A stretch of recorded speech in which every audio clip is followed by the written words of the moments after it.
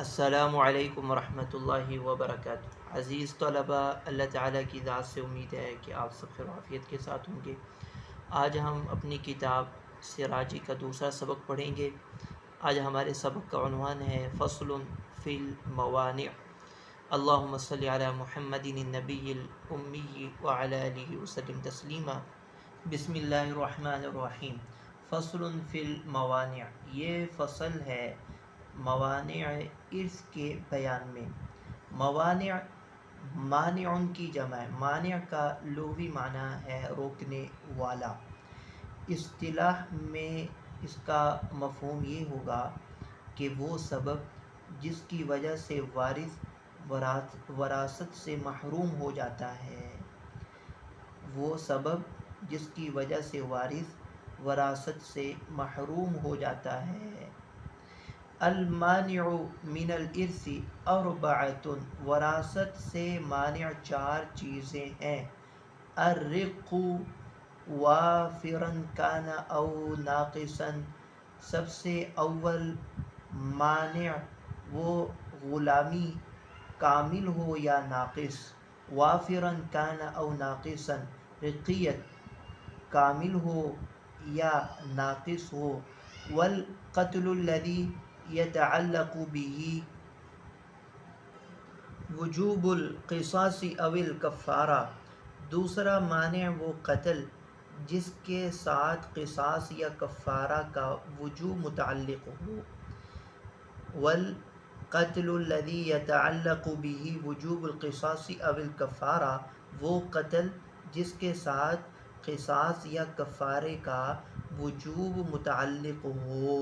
واختلاف الدینین، اور دو دینوں کا اختلاف، واختلاف الدارین، اور دو ملکوں کا اختلاف، اما حقیقتاً کالحربی والذمی، یا تو حقیقتاً ہو یعنی وارث اور مورث حقیقتاً دو مختلف ملکوں میں رہائش پذیر ہوں، یہ ہے دو ملکوں کا اختلاف حقیقتاً ہو، کالحربی والذمی، جیسے حربی اور ذمی، حربی جو دارالحرب میں اور ذمی جو دارالاسلام میں۔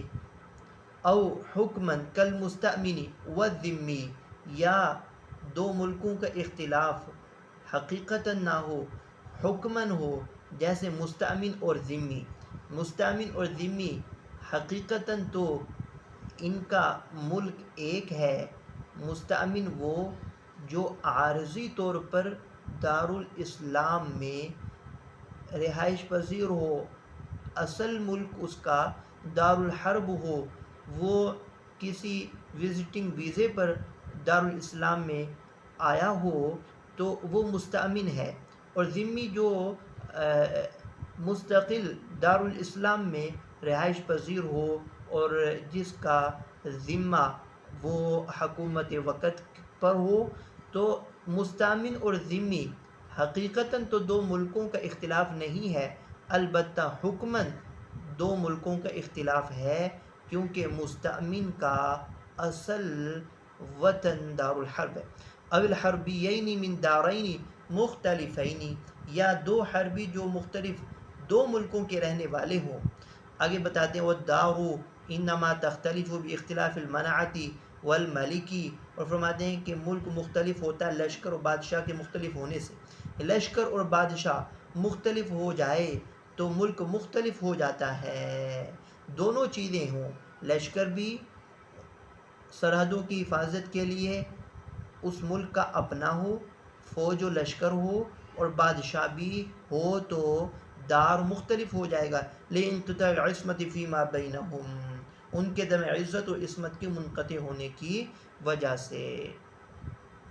اب یہاں یہ چار موانع ارث ہم نے پڑھے ہیں، اس کی تھوڑی سی ہم تفصیل دیکھتے ہیں۔ پہلا مانع ارث ہم نے پڑھا ہے رقیت یعنی غلامی۔ غلامی ہم نے پڑھا کہ غلامی میراث سے روک دیتی ہے۔ اب وہ غلامی کامل ہو، جیسے غلامی کامل ہو کامل غلام، یا وہ ناقص ہو جیسے مکاتب ہے، مدبر ہے، ام ولد، ان میں سے کسی کو میراث نہیں ملے گی، ان میں سے کسی کو میراث نہیں ملے گی۔ ایک اہم نوٹ وہ یہ ہے کہ اب چونکہ دنیا میں شرعی غلام کا کہیں وجود نہیں ہے، اس لیے میراث کے مسائل میں اس شق کا ذکر نہیں آتا ہے۔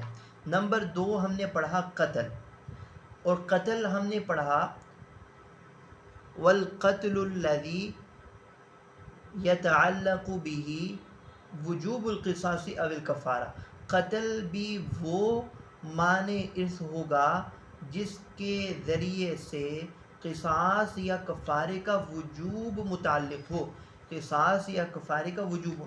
اب دیکھیں قتل کی 5 قسمیں آتی ہیں، آپ پڑھ چکے ہیں فقہ کی کتابوں میں، مختصر القدوری میں آپ نے پڑھا، تو قتل کی 5 قسمیں ہیں۔ نمبر 1 قتل عمد، نمبر 2 قتل شبہ عمد، نمبر 3 قتل خطا، نمبر 4 قتل شبہ خطا، اور نمبر 5 ہے قتل سبب، قتل بالسبب۔ معنی ارث وہ قتل ہے جس سے قصاص یا کفارہ واجب ہوتا ہو، قصاص یا کفارہ واجب ہوتا ہو۔ قتل عمد میں چونکہ قصاص واجب ہوتا ہے تو قتل عمد بھی معنی ارث ہوگا۔ قتل شبہ عمد ہے، قتل خطا ہے، قتل شبہ خطا ہے، ان تمام میں کفارہ واجب ہوتا ہے۔ تو معلوم ہوا کہ چاروں قسموں میں قاتل میراث سے محروم ہو جائے گا، وہ قتل عمد ہو، قتل شبہ عمد ہو، قتل خطا ہو، قتل شبہ خطا ہو، تمام صورتوں میں، چاروں صورتوں میں قاتل وراثت سے محروم ہو جائے۔ البتہ 5ویں قسم وہ ہے قتل سبب، میں صرف چونکہ دیت واجب ہوتی ہے، قصاص اور کفارہ واجب نہیں ہوتا، لہذا یہ قسم معنی ارث نہیں ہوگی اور اس کی وجہ سے قاتل میراث سے محروم نہیں ہوگا۔ تو اس لیے فرمایا کہ وہ قتل جس کے ذریعے سے قصاص یا کفارہ واجب ہوتا ہو، وہ قتل معنی ارث ہے، اس سے قتل بالسبب خارج ہو گیا۔ آگے ہم نے پڑھا تیسرا معنی ارث پڑھا اختلاف دینین، مسلمان کافر مسلمان کا وارث نہیں ہو سکتا۔ چنانچہ کسی ہندو کا بیٹا مسلمان ہو جائے تو باپ کے انتقال پر بیٹا اور بیٹے کے انتقال پر باپ وارث نہیں ہوں گے۔ اسی طرح اگر باپ بیٹے میں سے ایک مسلمان ہو اور دوسرا قادیانی ہو تو ایک کے انتقال پر دوسرا اس کا وارث نہیں ہوگا۔ یہاں ایک مسئلہ سمجھ لیں کہ مرتد کسی کا وارث نہیں ہوتا، نہ مسلمان کا، نہ کافر کا، نہ وہ کسی مرتد کا۔ البتہ مسلمان مرتد کا وارث ہوتا ہے۔ اس کی تفصیل یہ ہے کہ مرتد نے جو مال حالت اسلام میں کمایا ہے وہ اس کے مسلمان وارثوں میں تقسیم کیا جائے گا، اور جو حالت ارتداد میں کمایا وہ بیت المال کے مصارف میں خرچ کیا جائے گا، اور مرتدہ کا سارا مال اس کے مسلمان وارث کو ملے گا، خواہ وہ مال اسے حالت اسلام میں حاصل ہوا ہو یا مرتد ہونے کے بعد، مرتدہ کا سارا مال اس کے مسلمان وارثوں کو ملے گا۔ چوتھا سبب ہے اختلاف دارین، یعنی اگر وارث اور مورث میں سے ایک کسی ایک ملک کا رہنے والا ہو اور دوسرا دوسرے ملک کا رہنے والا ہو تو یہ ایک دوسرے کے وارث نہیں ہوں گے۔ یہاں پر یہ بھی سمجھ لیں کہ اختلاف دارین صرف غیر مسلموں کے حق میں مانع ارث ہے، یعنی یہ کافروں کے حق میں مانع ارث ہے، مسلمانوں کے حق میں مانع نہیں ہے۔ جیسا کہ مثالوں میں یہ بات واضح ہو رہی ہے، مثالوں میں صرف غیر مسلموں یعنی حربی، ذمی، مستأمن کا ذکر آیا ہے، مسلمان کا نہیں۔ چنانچہ مسلمان ایک دوسرے کے وارث ہوں گے اگرچہ ان میں اختلاف دارین پایا جاتا ہو۔ چنانچہ اگر ایک بھائی پاکستان میں رہتا ہو دوسرا ہندوستان میں ہو تو یہ ایک دوسرے کے ضرور وارث ہوں گے۔ تو حاصل یہ ہوا کہ مسلمانوں کے حق میں موانع ارث 3 ہے، رقیت، قتل، اختلاف دین۔ کافروں کے حق میں موانع ارث 4 ہوئے، 3 تو یہی اور چوتھا اختلاف دارین۔ اب یہاں پر یہ جو چوتھا معنی ارث ہے اختلاف دارین، یعنی ملکوں کا مختلف ہونا۔ غیر مسلموں کے حق میں بھی اختلاف دارین اس وقت معنی ارث ہوگا جب ان کے ملکوں کے درمیان صلح نہ ہو۔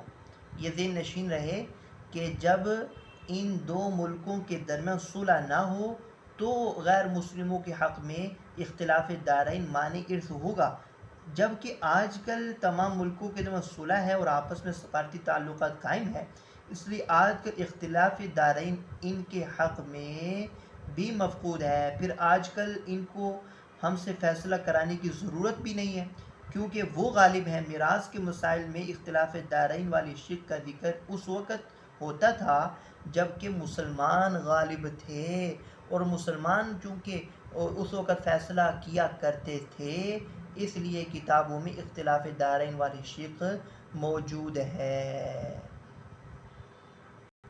آج کے سبق میں چند اہم سوالات ہیں، وہ نوٹ کر لیں۔ نمبر 1، کل موانع ارث کتنے ہیں اور کون کون سے ہیں؟ نمبر 2، معنی کا لغوی معنی، اصطلاحی تعریف بیان کریں۔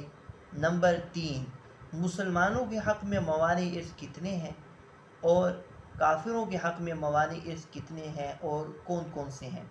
نمبر 4، قتل کی کتنی قسمیں ہیں اور کون سا قتل مانع ارث بنتا ہے اور کون سا قتل مانع ارث نہیں بنتا؟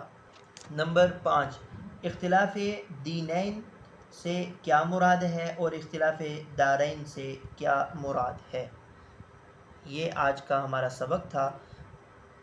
امید ہے آپ کو سبق اچھی طرح سمجھ آ گیا ہوگا۔ السلام علیکم ورحمۃ اللہ وبرکاتہ۔